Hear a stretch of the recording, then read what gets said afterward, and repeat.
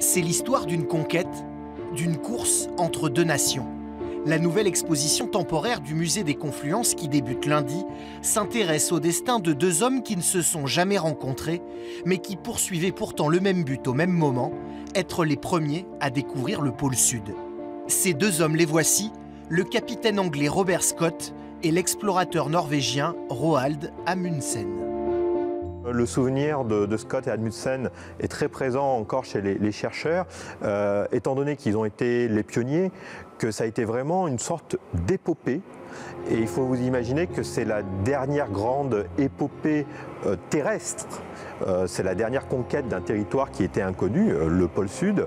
Ensuite, il va falloir, je dirais, presque attendre le premier pas sur la Lune pour avoir une aventure quasiment similaire. Raconter aujourd'hui ces deux expositions, c'est non seulement se replonger dans les années 1910, parcourir à pied dans le Grand Blanc plus de 3000 km par -40, mais c'est aussi confronter deux stratégies de conquête, deux approches de la nature très différentes l'une de l'autre, à l'image de ces tenues. Scott faisait confiance à la technologie.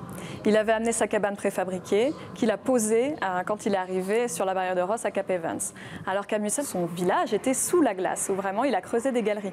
Donc il a un effort d'adaptation au milieu qui est certes très différent de celui de Scott. Scott a misé sur la technologie avec les traîneaux motorisés qui se sont révélés complètement inefficaces, alors qu'Amundsen, il avait emmené énormément de chiens et ça s'est révélé être un choix très judicieux. Les Norvégiens seront les premiers à planter leur drapeau au pôle Sud. Ils reviendront tous sains et saufs, contrairement aux Anglais. Pour les visiteurs, la fin du voyage se termine de nos jours, 100 ans après l'aventure de ces pionniers, dans le confort de la base antarctique Concordia, aussi appelée Scott Amundsen.